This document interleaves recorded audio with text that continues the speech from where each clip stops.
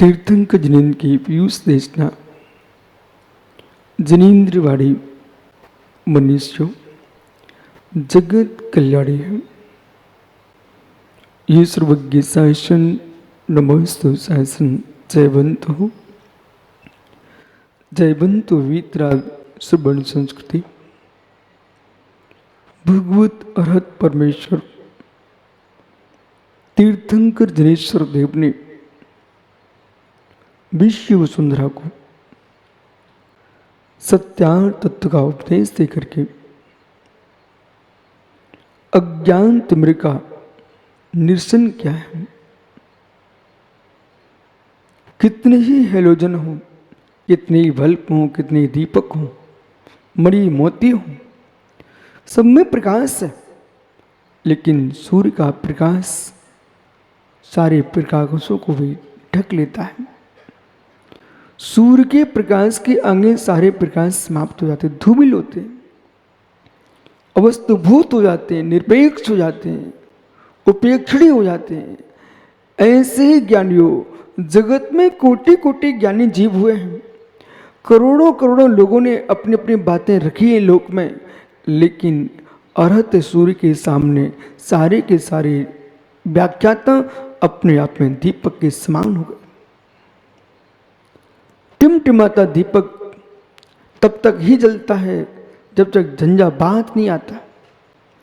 जैसे वायु का प्रकोप होता है, दीपक को बुझना पड़ जाता है, लेकिन मित्र सूर्य कभी बुझता नहीं है। ऐसे केवल सूर्य जो है उसने जो उद्घाटित किया तत्व को, वो बुझने वाले तत्व नहीं है। आपको बोध होना चाहिए मध्यकाल से आज तक इतनी प्रकार के लोक में वक्ता हो चुके हैं, इतनी पंथ परंपराएं चला के चले गए, लेकिन सारे की सारी परंपराएं समाप्त हो गई।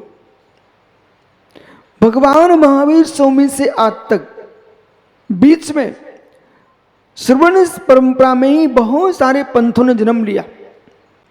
द्रविड़, काष्ठ संघ, माथुर संघ, कच्छप संघ, मित्र भिल्लक संघ, गोपुच्छका संघ, निष्पक्षका संघ, यापनी संघ, ये बड़े बड़े संघों ने जन्म लिया। द्रविड़ संघ, लेकिन सब विलीन हो गए,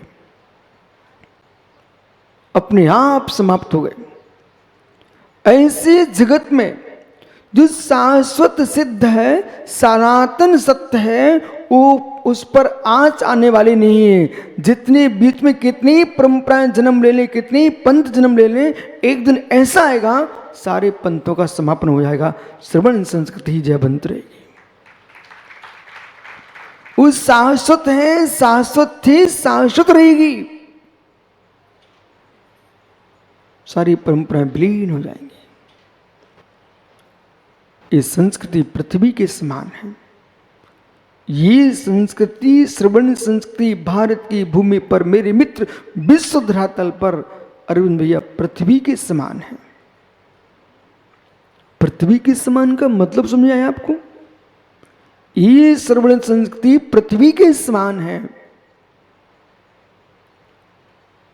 भारत की भूमि पर अनेक कंपनियां आई, उन्होंने अपने निवेश बनाए, केंद्र बनाए, व्यापार किया।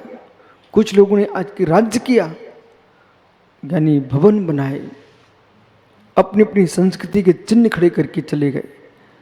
परंतु पृथ्वी शांति से देखती रही, शांति से देखती रही। वो कह रही थी तुम्हारे निवेश क्या बचेंगे, चक्रवर्ती के महल यहाँ पर बन चुके हैं, वे विलीन हो चुके। पृथ्वी पर चक्रवर्ती के महल बन चुके हैं, विलीन हो गए। और तो क्या कहूं, 84 खंड के तीर्थंकरों के महल बन चुके हैं। इसलिए ज्ञानियों, एक छोटी सी टपरिया बना करके, छोटे सा भवन खड़ा करके किंचित भी मान में मत आ जाना। 84 खंड के महल तीर्थंकर जिसने जन्म लिए थे, वे भी दृष्टिगोचर नहीं हो रहे हैं। पृथ्वी कह रही है लोग संतुष्ट होने के लिए मेरे ऊपर कुछ भी खड़ा कर लेते हैं, पर खड़े नहीं रह पाते। मैं ही रहती हूं। पृथ्वी बोल रही है कि मेरे ऊपर करोड़ों करोड़ों शीश महल खड़े हुए हैं, लेकिन सब नीचे आ गए, मैं जहां थी वही हूं। और भवनों की खिड़कियों से झांकने वाले ज्ञानियों, जिन खिड़कियों से तुम झांक रहे थे, वे खिड़कियां भी नीचे टपक जाती हैं। जिन खिड़कियों से झांक रहे थे, वे खिड़कियां भी धराशायी हो जाएंगी। जो झांक रहा था ना, वो भी चला जाएगा।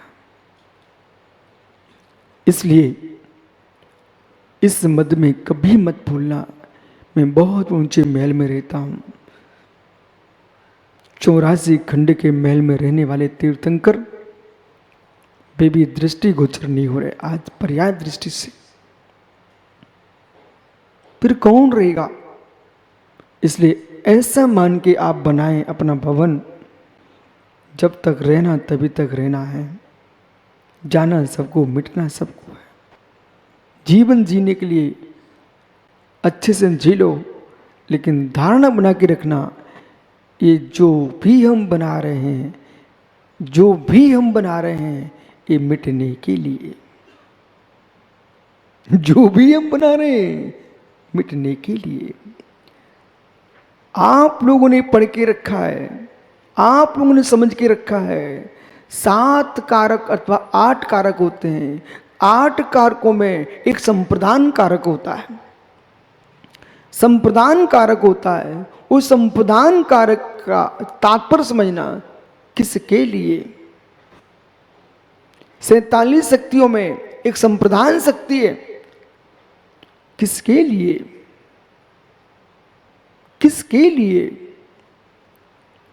जो भवन बना है, आज बड़जात्या जी ऊपरी मंजिल पे जाकर के खड़े होना, वहां से नीचे देखना, ऊपर देखना, भवन के चारों ओर देखना।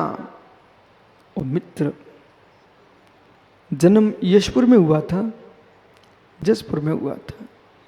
भैया इस भव में अब जन्म तो लोगे नहीं, बाकी आप समझ चुके हो।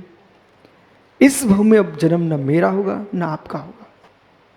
इस भव में अब जो भी होगा वो आप सब समझते हो।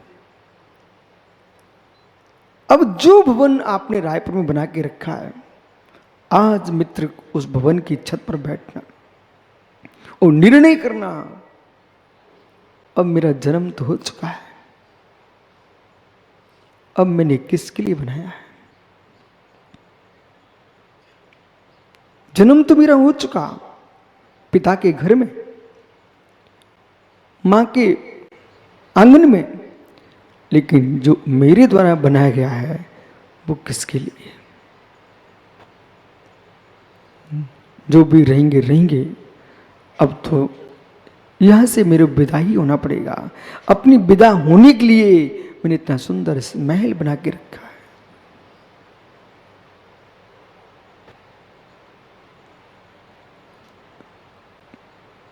भैया आप तो ग्रस्त हो, कोई बात नहीं, मैं तो उन त्यागियों से बात कर रहा हूं। तुम छोड़ के आए थे अपने जनक जननी की झोपड़ियां, छोटी सी टपरियां, मड़ैया। अब तुम जो महल खड़े करवा रहे हो, जब तक पूरे नहीं हो पाएंगे तब तक आयु पूरी हो जाएगी। फिर हम जैसे लोग देखेंगे ये खड़े करा गए थे अपनी साधना का समय छोड़ करके, किसके लिए। एक व्यक्ति विनोद भैया गुजरात से मेरे पास आया। गुजरात से आए वो भैया सोनगढ़ से। और सोनगढ़ से जब आए तो सुब्रत सागर जी वो बोले, महाराज जी एक समय था उन भवनों में स्थान नहीं मिलता था, अभी भवन बरसों से सूने पड़े हैं, सूने पड़े हुए, कहीं जाले खा रहे हैं, तो कहीं श्वान रह रहे हैं, तो कहीं कबूतर घूमने लगते हैं। मित्र, बड़ी बड़ी धर्मशालाएं, बड़े बड़े कक्ष है, अब ये किसके लिए। बनाने वाला यही सोचता है कि मैं सबका स्वामी हूं, पर सत्य है सूने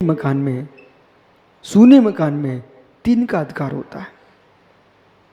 बताओ, सूने मकान में 3 का अधिकार है, उल्लू, चमगादड़ और कबूतर, और चौथा कोई होगा उसका नाम व्यंतर। इस सूने मकान में 4 लोग रहते हैं, बड़े आराम के साथ रह लेते हैं, परंतु मित्र कभी कभी ऐसा भी होता है जो बना के गया था वो राग में कहीं मर गया तो वो भी आकर के इन 4 अवस्थाओं को प्राप्त कर लेता है। जो बना के गया था, मालूम चला कि विनोद बड़ियात्या जी एक सज्जन के चबूतरा बना करके उस पर पुष्पांजलि छोड़ने गए थे, परंतु जिसने बनवाया था, जिसका चबूतरा बना हुआ था, वो कबूतर बन के मुड़ेर पर बैठा देख रहा था कि मेरी छतरी पर भी देखो पुष्पांजलि चढ़ रही है। कबूतर बना देख रहा था। ये हो सकता है क्या? ये हो सकता है क्या? मित्र, हो नहीं सकता। ऐसा होता है कि मालूम चला कुटुंब के लोग तो पुष्पांजलि दे रहे हैं, वो बेचारा जो तुमने चढ़ाया था वहां पर तुमने कोई दाने छोड़ दिए, माना कि रेवड़ियां चढ़ा के चले गए। ओ मित्र, जिसके नाम पर पुष्पांजलि चल रही थी वही जीव कबूतर बन के उन्हीं रेवड़ियों को चुग रहा था। ओ हो। इसलिए संभल के जियो अविनाश भाई, संभल के जियो। बेतमा में बहुत बाढ़ आ गई है। किसके लिए? विनोद भैया, हृदय से बोलूं, हृदय से मेरा मन करता है सारा जगत सत्य को जान ले, अपनी विशुद्धि की जान न ले।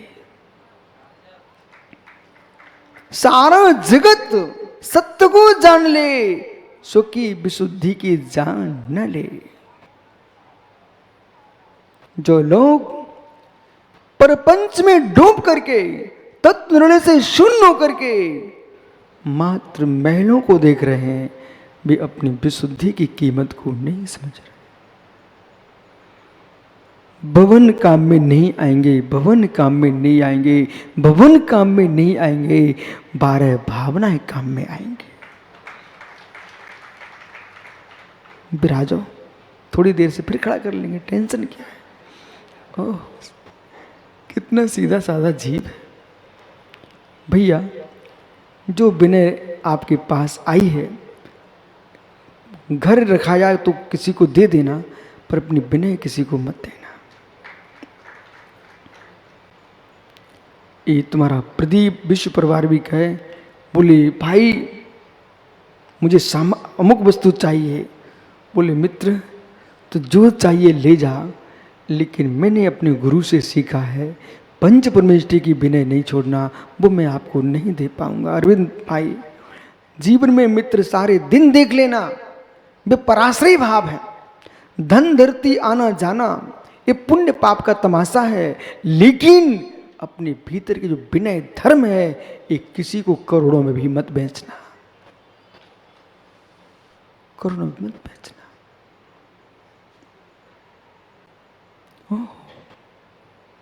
अपनी स्त्री को, अपनी इज्जत को, अपनी विनय को, अपने धर्म को कभी दाव पर मत लगाना। अपनी मां को, अपनी बेटी को। इतने बड़े धर्मात्मा होने के बाद भी, युधिष्ठिर इतने बड़े धर्मात्मा होने के बाद भी इतिहास उनको क्या बोलता है? अपनी पत्नी को दाव पर लगा दिया। पर वो पत्नी युधिष्ठिर की नहीं थी। जैन दर्शन कहता है मात्र पत्नी अर्जुन की ही थी। द्रौपदी युधिष्ठिर की पत्नी नहीं थी। मेरे मित्र, पांचाली कहने से 5 की पत्नी नहीं हो जाएगी। ये भारतीय संस्कृति है। एक पुरुष की कई पत्नियां हो सकती हैं, एक पत्नी के कई पुरुष पति नहीं होते। यानी ये भारतीय संस्कृति है। एक चक्रवर्ती के यहाँ 96,000 महारानियां हो सकती है, लेकिन एक महारानी के 96,000 पति नहीं हो सकते हैं। नहीं हो सकते, नहीं हो सकते। शीलवंती नारी का एक ही पति होता है। पति के वियोग होने पर मेरे मित्र बेदब दीक्षा ले लेगी, आरका बन जाएगी, लेकिन दूसरे को पति चुनने नहीं जाएगी। शीलवंती नारी का एक धर्म होता है। इस शीलवंती नारी का धर्म है। ये भारतीय संस्कृति उन बहनों से प्रशंसित नहीं है जिन्होंने एक को छोड़कर दूसरे को बर लिया हो। ये भारतीय भूमि उन नारियों से प्रभावित है जिन्होंने मेरे मित्र अपने प्राण दे दिए पर एक पति को छोड़कर दूसरा पति नहीं किया। यानी बहुत बड़ी तपस्या नहीं कर पाओ, टेंशन मत लेना। पर अरविंद भैया, प्रदीप भैया, इतनी प्रतिज्ञा मन में कर लेना, इस पर्याय में अब एक स्त्री को छोड़कर के अब जगत में कोई स्त्री मेरी पत्नी नहीं होगी। जितने समझदार लोग बैठे हैं कोई हाथ मत उठाओ, मन में ही मन नमोकार मन पढ़ लो। मित्र, जिसके साथ मैंने शादी की है वही मात मेरी पत्नी है, बाकी सारी स्त्रियां मेरी मां है, बहन है, बेटी है। यदि ऐसा नियम रावण के पास होता तो रावण का नाश न होता। फिर भी रावण ने एक नियम लिया है, यदि वो भी नियम आप ले लो तब भी श्रेष्ठ है कि जो नारी मुझे नहीं चाहेगी उसे मैं भला नहीं देखूंगा। मित्र, ऐसा नियम रावण के पास था, उसके प्राण चले गए लेकिन अपने नियम को नहीं तोड़ा। इसी के नियम के प्रभाव से सीता के शील की रक्षा हुई है। विराजो, सब कुछ छोड़ देना नवीन, मित्र शील नहीं छोड़ना।